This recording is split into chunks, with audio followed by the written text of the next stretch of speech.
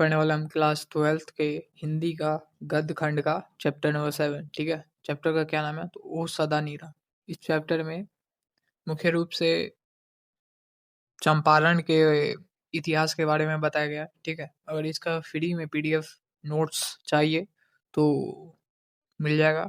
कहाँ पे मिलेगा सब कुछ बताते हैं। ठीक है, तो वीडियो को छोड़ के नहीं जाना है और बहुत ही कम समय में इस चैप्टर को ख़त्म करने का प्रयास करूँगा। ठीक है, 10 से 15 मिनट में। तो चलिए स्टार्ट करते हैं। तो आज हम पढ़ने वाले हैं चैप्टर नंबर 7। ठीक है, गद्य खंड का चैप्टर नंबर 7 ओ सदा नीरा। पहले लेखक परिचय जानते हैं। ठीक है, उसके बाद आगे जानेंगे इसके लेखक कौन है। तो जगदीश चंद्र माथुर जी। ठीक है, ओ सदा नीरा के लेखक कौन है? तो जगदीश चंद्र माथुर जी। और इनका जन्म कब हुआ? तो 16 जुलाई 1917 में इनका जन्म हुआ। और कहाँ पे हुआ? तो उत्तर प्रदेश के शाहजहाँपुर में। ठीक है, कहाँ पे? उत्तर प्रदेश के शाहजहाँपुर में। और निधन कब हुआ? तो उनका निधन 1978 ईस्वी में हुआ था, 15 मई 1978। ठीक है, कहाँ पे? तो न्यू दिल्ली में। ठीक है, न्यू दिल्ली में इनका जन्म हुआ था, जगदीश चंद्र माथुर जी का। आगे आगे इनकी शिक्षा, यानी कि इन्होंने कहाँ तक पढ़ाई की, क्या सब पढ़ा। ठीक है, एमए इन्होंने अंग्रेजी इलाहाबाद, ठीक है, विश्वविद्यालय से किया। कौन से विषय? एमए कौन से विषय से किया? इंग्लिश से। ठीक है, ये ध्यान में रखना, ये ऑब्जेक्टिव में पूछा जाता है कि जगदीश चंद्र माथुर ने एमए कौन सी विषय से की? इंग्लिश से। और 1900 अगला है 1941 में आईसीएस परीक्षा उत्तीर्ण किए, पास किए। ठीक है, आगे के परीक्षण के लिए कहाँ चले गए? तो अमेरिका गए। ठीक है, अमेरिका के से फिर आने के बाद वे बिहार के शिक्षा सचिव बन गए। ठीक है, क्या बने थे? तो बिहार के शिक्षा सचिव। आगे इनका कार्य, सन 1944 में, ठीक है, ये मोस्ट इम्पोर्टेंट लाइन है, सन 1944 में बिहार के सुप्रसिद्ध संस्कृत उत्सव वैशाली महोत्सव, ठीक है, का बीजारोपण किया। तो इन्होंने ही जो हमारे लेखक है जगदीश चंद्र माथुर जी, इन्होंने वैशाली महोत्सव का बीजारोपण किया। ठीक है, यानी कि शुरुआत की बहुत कुछ। फिर आगे है माथुर जी ऑल इंडिया रेडियो के महान निर्देशक। ठीक है, महान निर्देशक के रूप में रहे। ठीक है, यानी बने हैं ऑल इंडिया रेडियो के। तो ये सब मोस्ट इम्पोर्टेंट टॉपिक्स है जहाँ से ऑब्जेक्टिव आने की संभावना बहुत ज़्यादा रहती है। आगे है माथुर जी सूचना और प्रसारण मंत्रालय में हिंदी सलाहकार के पद पर भी कार्य किया। ठीक है, आगे है हावड़ा विश्वविद्यालय के विजिटिंग फेलो रहने के रहने के अतिरिक्त अनेक कार्य से जुड़े थे। ठीक है, आगे इनको कौन कौन से पुरस्कार मिले हैं, सम्मानित किया गया है? तो एक ये है, पहला विद्यावारिधि, दूसरा है कालिदास अवार्ड, तीसरा है बिहार राजभाषा से। ये 3 पुरस्कार इनको मिला है। ठीक है, चलिए आगे कृति, इनकी कृति क्या क्या है यानी रचनाएं? तो 1936 में, कब? 1936 में इनका क्या? प्रथम एकांकी, इन्होंने अपना प्रथम एकांकी प्रदर्शित किया, मेरी बांसुरी। क्या नाम है प्रथम एकांकी का? मेरी बांसुरी। ऑब्जेक्टिव में पूछा जाता है, ध्यान में रखना। इसके बाद अ, उसी वर्ष यह नाटक सरस्वती में प्रकाशित हुआ। ठीक है, आ गया सेकंड में 5 एकांकी नाटकों का संग्रह, 5 एकांकी, ठीक है, नाटकों का संग्रह भोर का तारा 1946 में प्रकाशित किया गया। भोर का तारा किसके द्वारा लिखा गया? तो जगदीश चंद्र माथुर के द्वारा। इसमें कितने एकांकी है? तो 5 गो एकांकी है। ठीक है, और कब प्रकाशित किया गया? तो 1946 में। चलिए आगे आगे जानते हैं। ये सब इन्हीं के द्वारा लिखा गया, बस इसे एक बार पढ़ लेना है। पीडीएफ आपको मिल जाएगा हमारे टेलीग्राम में, डिस्क्रिप्शन में इसका लिंक डाला हुआ है, वहाँ पे जाओ और ज्वाइन हो जाओ। ये बोलता हुआ क्षण, ये काफ़ी इम्पोर्टेंट है, निबंध है, और इसी निबंध से ये चैप्टर लिया गया है। ठीक है, बोलते हुए क्षण से निबंध संग्रह। आगे अब महत्वपूर्ण जानकारी पढ़ते हैं, यानी कि इस चैप्टर से जहाँ से सब्जेक्टिव ऑब्जेक्टिव क्वेश्चन आते हैं। तो पहला है, जगदीश चंद्र माथुर एक प्रतिभाशाली लेखक, नाटककार और संस्कृति कर्मी एवं प्रशासक थे। चलिए आगे। माथुर जी का कार्य क्षेत्र बिहार था। इनका जन्म कहाँ हुआ? इनका जन्म हुआ था उत्तर प्रदेश में, ठीक है। और इनका कार्य यानी कि काम कहाँ करने, इन्हों कहाँ के बस गए थे बाद में, तो बिहार में, और वहीं पे अपना इनका कार्यकाल क्षेत्र रहा, ठीक है। चलिए आगे। आगे है तीसरे में, माथुर जी को साहित्य संस्कृति के संसार में बिहार की विशिष्ट प्रतिभा के रूप में जाना जाता है।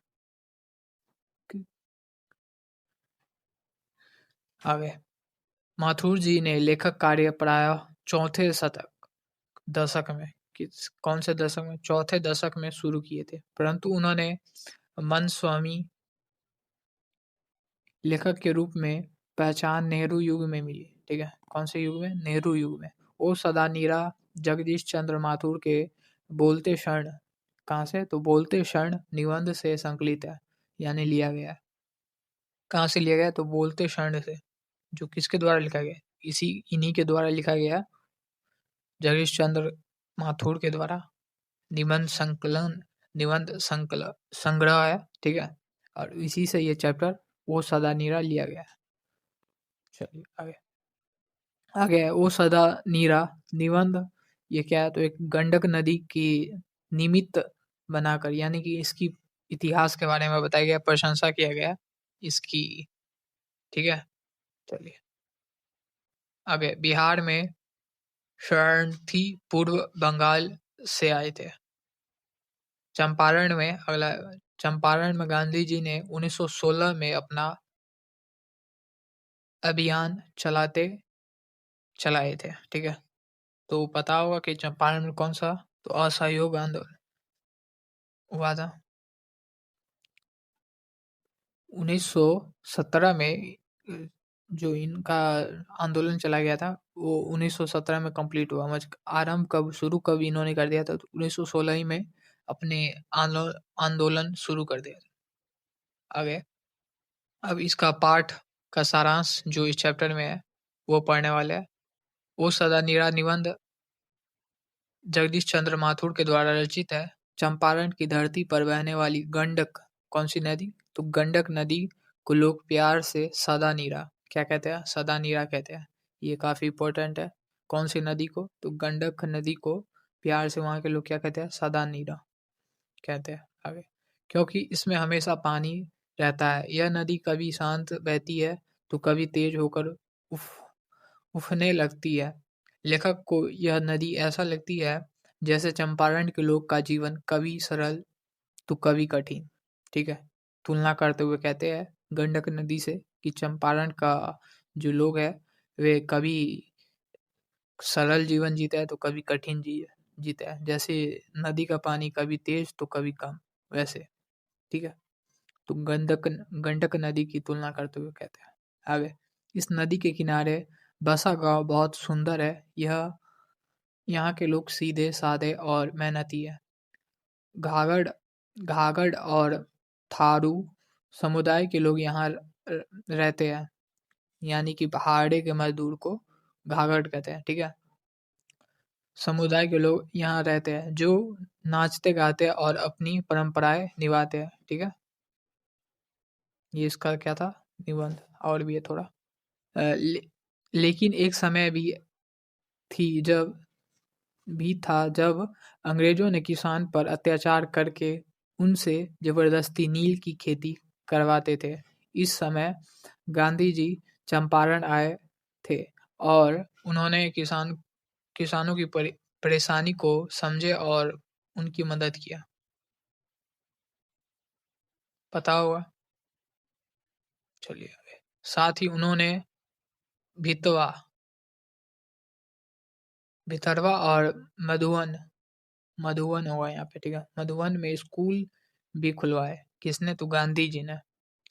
ताकि गांव के बच्चे पढ़ लिख सके और अपना अधिकार जान सके। किसने खुलवाया था? तो गांधी जी ने। कहाँ पे? भितवा और मधुवन में। आगे लेखक इस निबंध में बताते हैं कि सदानीरा नदी केवल पानी की धारा नहीं है, बल्कि चंपारण के इतिहास, संस्कृति, संघर्ष और उम्मीदों की गवाह है। यह हमें सिखाती है कि प्रकृति, इतिहास और मनुष्य आपस में जुड़े हैं। क्या है? तो आपस में जुड़े हैं और हमें सदा इसकी रक्षा करना चाहिए। ये हमारे लेखक कहते हैं, जगदीश चंद्र माथुर जी। इसके बाद हम करने वाले हैं अपना ऑब्जेक्टिव। ठीक है, तो ऑब्जेक्टिव हम स्टार्ट करते हैं अपना वस्तुनिष्ठ प्रश्न। पहला है, जगदीश चंद्र माथुर जी का जन्म कब हुआ था? कब हुआ था? 1917 में। ठीक है, चलिए। अगर जन्म वाला याद नहीं होता है तो कोई बात नहीं, उसे छोड़ो। बिहार में शरणार्थी कहाँ से आए थे? कहाँ से आए थे? पूर्वी बंगाल से। आगे, नववधु जब पहली बार अपने पति को केलऊ देने जाती है तब उसके सिर पर क्या होता है? तो क्या होता है? पीढ़ा। ये क्वेश्चन याद रखना, ठीक है, यूनिक क्वेश्चन है। पीढ़ा, पीढ़ा क्या रखता है? पीढ़ा। चंपारण में गांधी जी ने कब अपना अभियान चलाया था? तो कब चलाया था? 1916 में। 1916 में अभियान अपना चंपारण आंदोलन शुरू कर दिया था और पूरा कब हुआ? 1917 में। आगे, चंपारण अभियान का सबसे बड़ा वरदान क्या था? तो क्या था? साहस। महात्मा गांधी जी का साहस और वहां के लोगों का साहस, ठीक है, विश्वास। बिहार का कौन सा विशाल सपूत प्राचीन प्रस्थात्य की अभूतपूर्व कृति है? तो कौन सा? नंदनगढ़। कौन सा हो जाएगा? नंदनगढ़, ऑप्शन नंबर ए। आगे, ओ सदा निरा शीर्षक के पाठ के लेखक है? तो कौन है? जगदीश चंद्र माथुर जी। ओ सदा नीरा शीर्षक पाठ का संबंध किस विधा से है? तो किस विधा से है? ये एक निबंध है, यातनावध। ठीक है, यात्रावध, यात्रा वेदांत निबंध। ठीक है, चलिए। ओ सदा नीरा जगदीश चंद्र माथुर के किस निबंध संग्रह से संकलित है? तो किस निबंध संग्रह से संकलित है? बोलते हुए क्षण। ठीक है, बोलते क्षण से, ऑप्शन नंबर सी, बोलते क्षण से। ओ सदानीरा से संबंधित नदी है? कौन सी संबंधित नदी है? Gandak, option number D. आगे, ओ सदानीरा शीर्षक पाठ में किस महापुरुष की चर्चा आई है? किस महापुरुष की चर्चा आई है? हमारे महात्मा गांधी जी की, ऑप्शन नंबर ए। चलिए आगे, ओ सदानीरा में बिहार के किस भूभाग की संस्कृति का वर्णन किया गया? किस बिहार के किस जिले का? तो चंपारण जिले का। ठीक है, बिहार के किस जिले का? चंपारण जिले का इसमें वर्णन किया गया। आगे, इसमें कौन सी रचना जगदीश चंद्र माथुर की है? तो कौन सी रचना है? ओ सदा नीरा। ठीक है, ओ Sadanira, option number B. Gautam Buddha का आविर्भाव कब हुआ था? कब हुआ था? 2500 वर्ष पहले।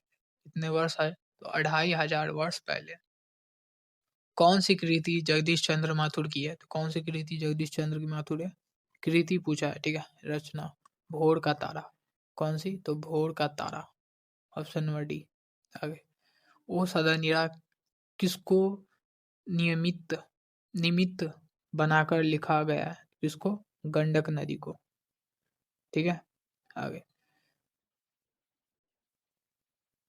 थारण शब्द किस थारण शब्द किस शब्द से विकसित है? तो किस शब्द से? थार से, option number B number, Thar से। ठीक है, आगे, कर्नाटक वंश के राजा हरि हरि सिंह को किसका मुकाबला करना था? किसका मुकाबला करना था? याउद्दीन तुगलक, ऑप्शन नंबर ए, याउद्दीन तुगलक का। चंपारण में धागड़ कहाँ से आए थे? तो चंपारण में जो धागड़ थे कहाँ से आए थे? तो छोटा नागपुर से, छोटा नागपुर से। गांधी जी चंपारण में कब आए? तो कब आए? 19 अप्रैल 1917 में।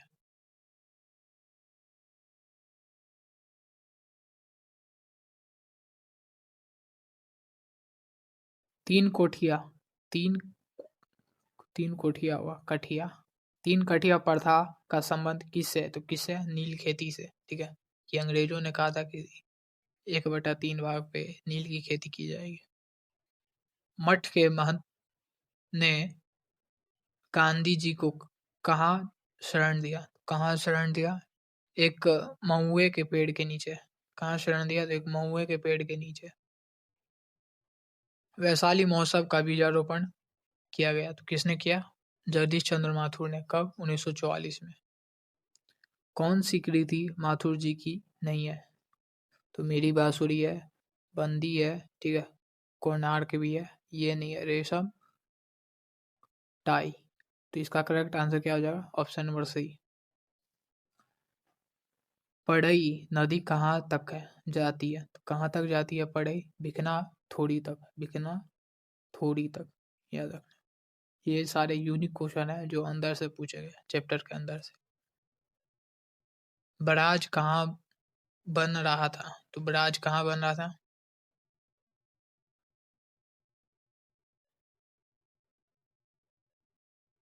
भैंसालोटन में। ऑप्शन नंबर डी इसका करेक्ट आंसर होगा। ठीक है, भैंसाटोलन में। ऐसे ऐसे क्वेश्चन पूछे जाते हैं। अमरपाली अम्बपाली, ठीक है, अमरपाली ने तथागत को क्या सौंपा था? क्या सौंपा था? आम का बगीचा, यानी वन। आम का वन। आगे, बहुजन सुप्रेण संप्रेषण के माध्यम पुस्तक किस से लिखी है? तो किसने लिखी है? जगदीश चंद्र माथुर। ओ सदा निरा शीर्षक निबंध में वर्णित मन कैसे लात है? कैसे? गहरे और विश्वास से। गहरा और विश्वास से। ओ सदा निरा शीर्षक पाठ के अनुसार सन 1962 की बाढ़ का दृश्य जिन्होंने देखा है उन्हें रामचरितमानस में किसके क्रोध रूप नदी की बाढ़ याद आ गई आई होगी? तो कौन सी? केकैया की। के केकैया। आगे, ओ सदेना पाठ के अनुसार गांधी जी ने आश्रम विद्यालय कहाँ स्थापित किया था? कहाँ? तो बड़ बड़ड़वा, मधुवन और भितिहरवा। ठीक है, यहाँ पे इन तीनों जगह पे अपना इन्होंने आश्रम विद्यालय खुलवाया था। चोर कैसे ताल है? चोर कैसे ताल है? चौर कैसे ताल है? तो उत्थेल। इसका करेक्ट आंसर क्या हो जाएगा? उत्थेल से। आगे, राम रामपुरवा कहाँ है? ये ऐसे ऐसे क्वेश्चन पूछे जाते हैं भाई। तो भितिहरवा के पास। कहाँ पे है? तो भितिहरवा के पास। ये अंदर की पूरा अंदर क्वेश्चन से लिया गया। गंडक नदी का जल सदियों से कैसा रहा है? तो कैसा रहा है? चंचल। चंचल रहा है। ठीक है, ऑप्शन नंबर ए। तो ये खत्म होता है। इसके बाद लघु तुरीय प्रश्न है। ठीक है, तो आपको पीडीएफ में मिल जाएगा ये सारे प्रश्न उत्तर। वहाँ पे जाओ, टेलीग्राम है और ज्वाइन कर लो। ठीक है, ये सब क्वेश्चन है, सारे पूछे गए इंपॉर्टेंट क्वेश्चन है। इसके बाद हमारे आ जाते हैं ये क्वेश्चन, ध्यान में रखना। ठीक है, धागड़ शब्द का अर्थ क्या है? तो भाड़े के मजदूर जो गुलामी का जीवन जीते थे। चलिए आगे। इसके बाद हमारे क्या आ जाते हैं? तो दीर्घ उत्तरीय प्रश्न आ जाता है, वो भी कर लेना आप। कि गांधी जी ने अ, झोपड़ी कहाँ बनवाई थी? तो महुए के पेड़ के नीचे। ठीक है, चंपारण आंदोलन की मुख्य बातें उन्होंने ये सब बताया। ये 5 नंबर में क्वेश्चन पूछे जाते हैं। ठीक है, आगे, कि बाढ़ के मुख्य आने के कारण क्या है? तो चंपारण में जो नदी के किनारे पेड़ पौधे थे वो काटने के कारण क्या हुआ? तो बाढ़ आ गई। इसी के बारे में बताया गया। इसके बाद प्रशंसा सप्रसंग व्याख्या है, तो वो सारे कर लेना। ठीक है, तो मिलते हैं अगले वीडियो में और नए वीडियो के साथ।